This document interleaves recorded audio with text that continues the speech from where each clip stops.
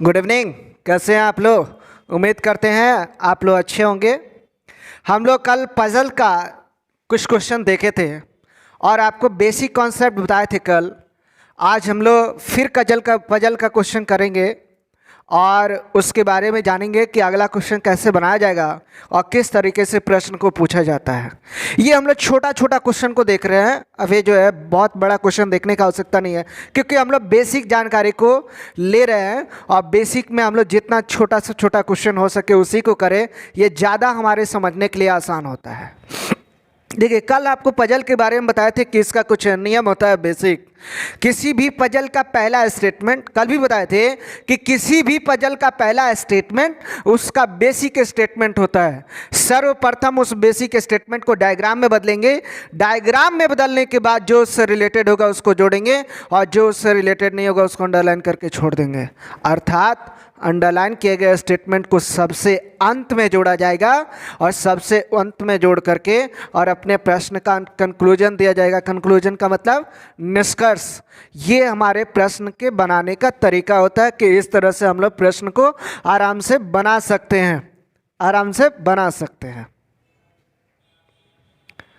हो गया। आप देखिए, ये प्रश्न हमारा दिया हुआ है। दूसरा प्रश्न यहाँ पे कह रहा है, आगे देखिए, रतन, अनिल, पिंकू तथा गौरव भाई है। ये चारों भाई हैं और कह रहा है राखी, संगीता, पूजा तथा सरोज, राखी, संगीता, पूजा तथा सरोज के प्रत्येक भाई को एक बहन है और भाई तथा बहनों के नाम के प्रथम अक्षर समान नहीं है। पिंकू तथा गौरव संगीता तथा सरोज के भाई नहीं है। सरोज रतन की बहन नहीं है। सरोज किसकी बहन नहीं है? रतन की बहन नहीं है। अब इस तरह के प्रश्न को यदि सॉल्व किया जाएगा तो कैसे हम लोग इस तरह के प्रश्न को सॉल्व करेंगे, इस पर आप ध्यान दीजिए।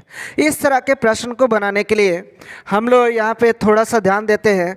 जब भी आपको कल बताए थे कि जितना भी व्यक्ति होगा उस व्यक्ति से हम लोग अधिक एक बॉक्स बनाएंगे। कितना? एक अधिक। यहां पे व्यक्तियों का संख्या दिया हुआ है 4। 4 से एक अधिक हम लोग बॉक्स बनाएंगे, यानी हम बनाएंगे 5। 1 2 3 4 5। 1 2 3 4 5। अब देखिए, कह रहा है रतन, अनिल, पिंकू, गौरव, ये भाई है चारों। किसके? तो राखी, संगीता, पूजा, सरोज, ये बहन का नाम है। अब यहां पे कह रहा है, पहला स्टेटमेंट देखिए, भाई तथा बहनों के नाम के प्रथम अक्षर समान नहीं है। इस स्टेटमेंट के कहने का मतलब क्या है, इस पर ध्यान दीजिए।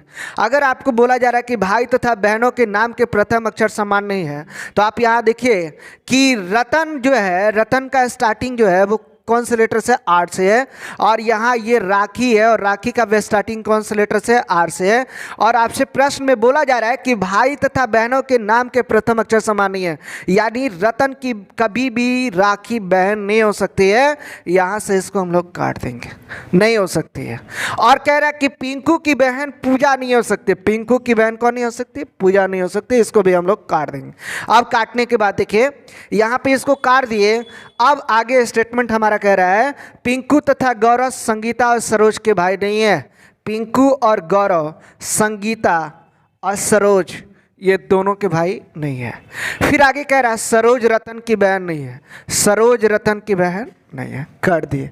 अभी तक हमको कोई भी स्टेटमेंट पॉजिटिव नहीं मिला है, सारी का सारा स्टेटमेंट हमको नेगेटिव मिला है। और इस नेगेटिव स्टेटमेंट से ही हम लोग पॉजिटिव निकालेंगे और देखिए किस तरह से हम लोग पॉजिटिव को निकालते हैं।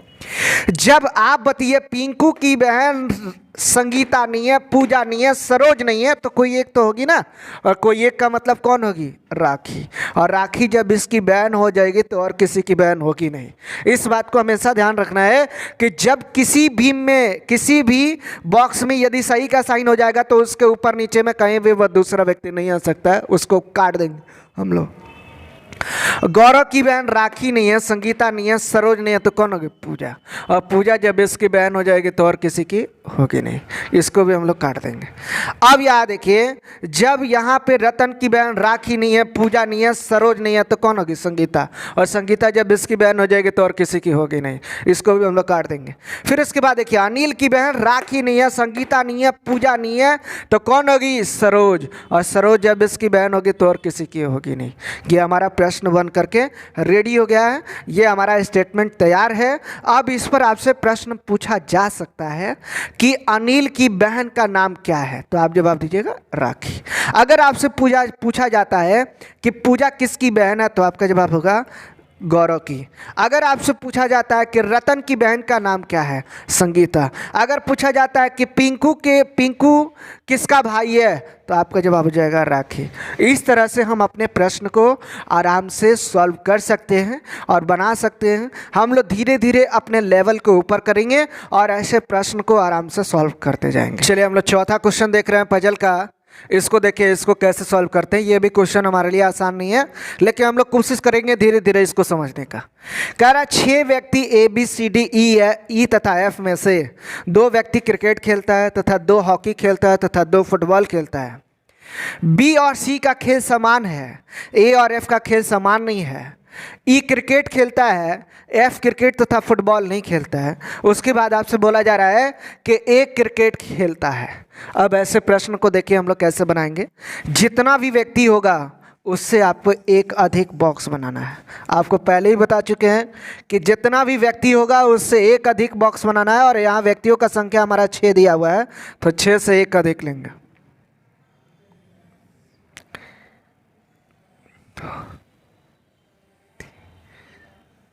एक, 2, 3,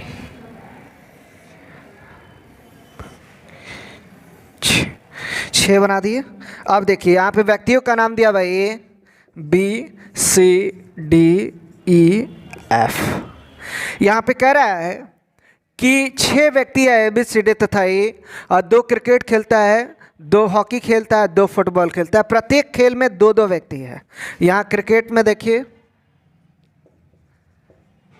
क्रिकेट में भी 2 है, फुटबॉल में भी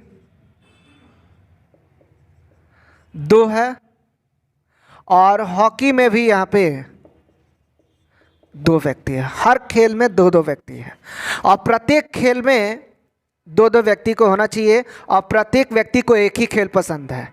अब यहाँ देखिए आगे क्या कह रहा है, B और C का खेल समान है। जब भी आपसे ऐसा स्टेटमेंट दिया जाएगा कि B और C का खेल समान है, तो आप यहाँ बगल में ऐसे यहाँ दे दीजिएगा साइन, और यहाँ पे लिख दीजिएगा कि B और C का खेल समान है। समान कर दीजिएगा ताकि आपको इंडिकेट करते रहेगा कि B C का खेल समान है। फिर उसके बाद कह रहा है कि A और F का खेल समान नहीं है। A और F का खेल समान नहीं है। A और F का खेल समान नहीं है, तो इसको क्रॉस कर दीजिएगा ताकि आपको इंडिकेट करते रहे कि यह समान नहीं है। फिर उसके बाद हमसे कह रहा है कि E क्रिकेट खेलता है। अगर E मान लीजिए कि क्रिकेट खेलता है, तो हर व्यक्ति तो एक ही खेल खेलेगा ना। तो अगर यह क्रिकेट खेलेगा तो फुटबॉल और हॉकी में होगा क्या? नहीं, काट देंगे इसको। उसके बाद कह रहा है कि F क्रिकेट तथा फुटबॉल नहीं खेलता है। F यदि क्रिकेट नहीं खेलता है, फुटबॉल नहीं खेलता है, तो क्या खेलेगा? हॉकी खेलेगा। F क्रिकेट तथा फुटबॉल नहीं खेलता है। अब उसके बाद देखिए आपसे कह रहा है कि A क्रिकेट खेलता है। A क्रिकेट खेलता है, रख दीजिए। यहाँ जितना भी स्टेटमेंट हमारा दिया हुआ था, सारे स्टेटमेंट को हम एक दूसरे के साथ जोड़ चुके हैं। आप सारे स्टेटमेंट को एक दूसरे के साथ यदि जोड़ चुके हैं, आप देखिए सारे स्टेटमेंट को एक दूसरे के साथ जोड़ने के बाद यहाँ पे हम करेंगे क्या? यहाँ क्रिकेट में देखिए व्यक्ति का संख्या कितना दिख रहा है? 2 व्यक्ति खेल रहा है इसमें, A और E। तो जब 2 व्यक्ति खेल चुका है तो ऑलरेडी इसमें 2 आ गया है, तो तीसरा आएगा नहीं, इसको बंद करिए। और यहाँ पे हॉकी में देखिए 1 व्यक्ति आ चुका है। आप बताइए 1 व्यक्ति आ गया तो आप देखिए क्या करेंगे, और कोई स्टेटमेंट हमारे पास है नहीं। अब यहाँ पे कह रहा है कि A और F का खेल समान नहीं है, तो A और F का खेल समान नहीं, ये हमारा स्टेटमेंट पूरा हो चुका है। फिर कह रहा है कि B और C का खेल समान है, तो B और C जब भी होगा एक ही टीम में होगा। तो आप देखिए BC को यदि हॉकी में ला करके रखते हैं, तो आप यहाँ पे देखिए व्यक्तियों का संख्या कितना हो जाएगा? 3। जबकि किसी भी खेल में हमको 3 व्यक्ति नहीं चाहिए, हमको चाहिए मात्र और मात्र 2 ही व्यक्ति चाहिए, और यहाँ पे 3 व्यक्ति हो जाता है। तो BC को यदि यहाँ रखते हैं तो ये गलत हो जाएगा, इसलिए BC को हम यहाँ ना रख करके हम लोग यहाँ रखेंगे फुटबॉल में। और यहाँ देखिए फुटबॉल में जब 2 व्यक्ति आ गया तो तीसरा व्यक्ति यहाँ पे आएगा नहीं, इसको काट दीजिए। और यहाँ देखिए जब इसके द्वारा ये आएगा, इसमें नहीं। B को जब फुटबॉल पसंद है तो हॉकी खेलेगा नहीं, C को जब फुटबॉल पसंद है तो और कोई खेल खेलेगा नहीं, D के द्वारा क्रिकेट नहीं, फुटबॉल नहीं खेला जाता है, तो बताइए क्या खेला जाएगा? हॉकी। अब यहाँ पे देखिए हॉकी में भी 2 व्यक्ति आ गया, फुटबॉल में भी 2 व्यक्ति आ गया, क्रिकेट में भी 2 व्यक्ति आ गया, प्रत्येक खेल में 2-2 व्यक्ति आ चुका है। ये आप देख रहे हैं कि प्रत्येक खेल में 2-2 व्यक्ति आ चुके हैं। अब आपसे पूछा जा रहा है, अगर पूछ दे आपसे प्रश्न कि D को कौन सा खेल पसंद है तो आपके जवाब होगा हॉकी। अगर पूछे कि E को कौन सा खेल पसंद है तो क्रिकेट, A को कौन सा खेल पसंद नहीं है तो कौन सा खेल पसंद नहीं है तो फुटबॉल और हॉकी नहीं पसंद है। अगर बोले जाए B को कौन सा खेल पसंद है तो फुटबॉल। अगर बोले कि हॉकी में भी 2 व्यक्ति कौन कौन है, D और F। अगर बोले क्रिकेट में 2 व्यक्ति कौन कौन है, E और A। अगर बोले फुटबॉल में कौन व्यक्ति है तो B और C। ऐसे हम लोग प्रश्न का जवाब देंगे और बहुत आसानी से हम लोग इस तरह के प्रश्न को बना करके आंसर निकाल लेंगे। अगला क्वेश्चन हमारा दिया हुआ है कि 4 लड़कियां रेखा, सुनीता, तारा तथा उमा एक खेल खेलती हैं। यह खेल 4 राउंड में संपन्न होता है। प्रत्येक राउंड में हारने वाला व्यक्ति शेष सभी, प्रत्येक राउंड में हारने वाला व्यक्ति यानी जो भी व्यक्ति हारेगा, बाकी शेष करने का मतलब बाकी सभी व्यक्ति के रुपये को। अब बताइए 4 लड़की है और 4 में से 1 व्यक्ति हारेगा तो बाकी बचा हुआ कितना? 3। और जो भी व्यक्ति हारेगा बाकी 3 व्यक्ति के रुपये को दोगुना कर रहा है, डबल कर रहा है, दोगुना कर देना है।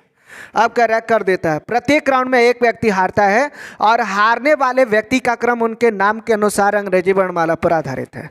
अब बताइए नाम के अनुसार का यदि बात किया जाएगा तो नाम के अनुसार यदि बोला जाए तो रेखा, सुनीता, तारा तथा उमा। तो अंग्रेजी वर्णमाला में हम बैठाएंगे तो रेखा का आर हो जाएगा, फिर उसके बाद सुनीता का एस होगा, तारा का टी होगा, उमा का यू हो जाएगा। तो हारने का क्रम जो होगा उनका नाम के अनुसार अगर देखा जाए तो रेखा पहले आ रहेगी, सुनीता बाद में आ रहेगी, फिर तारा उसके बाद आ रहेगी, फिर लास्ट में कौन आ रहेगी? उमा आ रहेगी। हारने का क्रम उनके नाम के अनुसार ऐसे हो जाएगा। और कह रहा है कि अंग्रेजी वर्णमाला पर आधारित है और खेल के अंत में सबके पास 32 रुपया बच जाता है। अब यहाँ देखिए यह खेल जो है यह खेल 4 राउंड में संपन्न होता है। आपको थोड़ा सा ध्यान देना है, 4 राउंड में खेल संपन्न हो रहा है।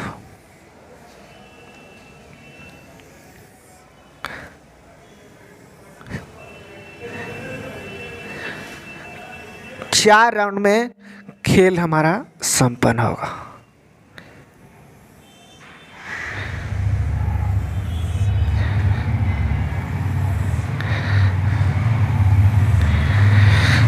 देखिए ये हो गया फर्स्ट राउंड, सेकंड, थर्ड और ये हो गया चौथा और ये हो गया फाइनल राउंड। कह रहा रेखा, सुनीता, तारा, उमा। और आपको बताया जा रहा है कि खेल के अंत में सबके पास 32 रुपया बच जाता है। खेल के अंत में सबके पास 32 रुपया बच जाता है। और हमारे स्टेटमेंट में और कुछ हमारे प्रश्न का जानकारी नहीं दिया हुआ है, यही हमारे प्रश्न में दिया हुआ है और इसी से हम लोग प्रश्न को सॉल्व करेंगे। देखिए हमारे प्रश्न में स्टार्टिंग का कोई भी जानकारी नहीं है, अंत का दिया हुआ है। अब देखिए इसको कैसे सॉल्व करते हैं।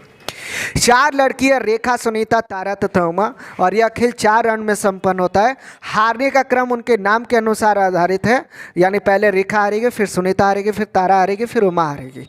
अब यहाँ स्टार्टिंग के बारे में नहीं दिया लेकिन अंत में बता रहे हैं कि सबके पास 32 रुपया है। तो आप बताइए सबसे अंत में हारी कौन होगी? तो उमा। सबसे अंत में हारी होगी उमा। और उमा जब हारी होगी तो सभी का रुपया डबल हुआ होगा ना, यानी उमा का रुपया छोड़ करके ये जो तीनों 32 रुपया दिख रहा है, ये तीनों जो है 32 रुपया, ये सारे का सारा डबल हो रहा है। और ये सारे का सारा डबल हो रहा है अर्थात यहाँ 32 है तो ये 32 के पहले होगा 16, यहाँ 32 है तो इसके पहले 16, और यहाँ 32 है तो इसके पहले 16। अब यह तीनों को ये रुपया कितना दी है, तो 16 तिया 48, और अपने पास ये रखी है 32 रुपया, तो 48 और 32 हो जाएगा हमारा 80। यानी इसके पास कैश इन हैंड 80 रुपया था, तब जाकर के ये सारे का रुपया डबल कर दिए, 16 दूनी 32, 16 दूनी 32, 16 दूनी 32, और अपने पास भी बचा करके रख रही है 32 रुपया। यानी हम लोग चल रहे हैं अंत से, यानी उमा से स्टार्ट कर रहे हैं और उमा से लेकर के चल रहे हैं। सबका रुपया डबल करने के पास अपने पास भी ये 32 रुपये बचा करके रखी है। अब उमा से पहले कौन हारी होगी, उमा से पहले हारी होगी तारा, और तारा हारी होगी तो सबका रुपया क्या की होगी, डबल, और सबका रुपया यदि डबल की होगी तो अब यहाँ ध्यान दीजिए, अब सबका रुपया ये डबल की होगी तो यहाँ पे ये 80 जो है, 80 का पहले कितना होगा 40, और यहाँ पे ये 16 है, 16 के पहले कितना होगा 8, यहाँ ये 16 है, 16 के पहले कितना होगा 8। अब यहाँ देखिए 8 8 16, 16 और 40 हो जाएगा 56, और अपने पास भी ये 16 रुपया बचा करके रखिए, तो 56 और 16 हो जाएगा हमारा 72। यानी इसके पास कैश इन हैंड 72 रुपया था।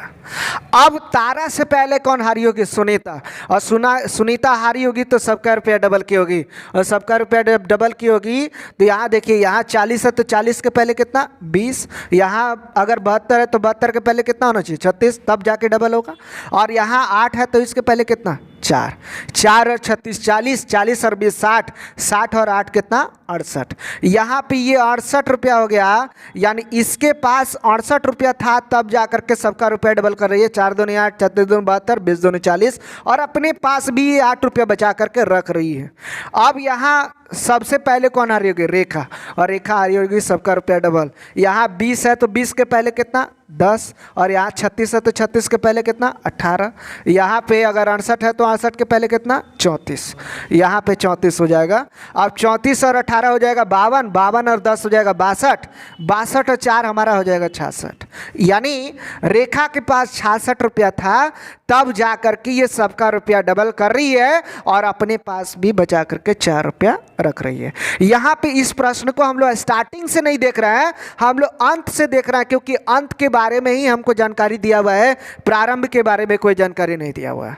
अगर आपसे पूछा जाता है, प्रश्न पूछ सकता है कि खेल के अंत में तारा को कितने रुपए का लाभ अथवा हानि हुआ, तो पहला प्रश्न अगर ये बोलता है कि खेल के अंत में कितने रुपए का तारा को लाभ, तो तारा लगाई है 18 रुपया, पाई है 32 रुपया, तो यहाँ पे 32 माइनस कर लेंगे 18, यानी कितना आ जाएगा 14, 14 रुपये का इसको प्रॉफिट हो जाएगा।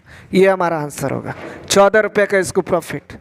अगर कहता है, दूसरा प्रश्न कह देता है कि खेल के तीसरे राउंड में रेखा के पास कितना रुपया था, तो 8 रुपया। अगर तीसरा प्रश्न कहे कि खेल के दूसरे राउंड में तारा के पास कितना रुपया था, तो 36 रुपया था। अगर बोले कि खेल के दूसरे राउंड में सुनीता के पास कितना रुपया था, तो 68 रुपया था। इस तरह से हम लोग करके प्रश्न को आराम से हल कर सकते हैं, सॉल्व कर सकते हैं और बना सकते हैं, और अपने प्रश्न का जवाब दे सकते हैं। अगर हमारा वीडियो आपको अच्छा लग रहा हो तो कृपया इसको लाइक करें, सब्सक्राइब करें और घंटी को दबाएं, और दूसरे को भी एक शेयर करें।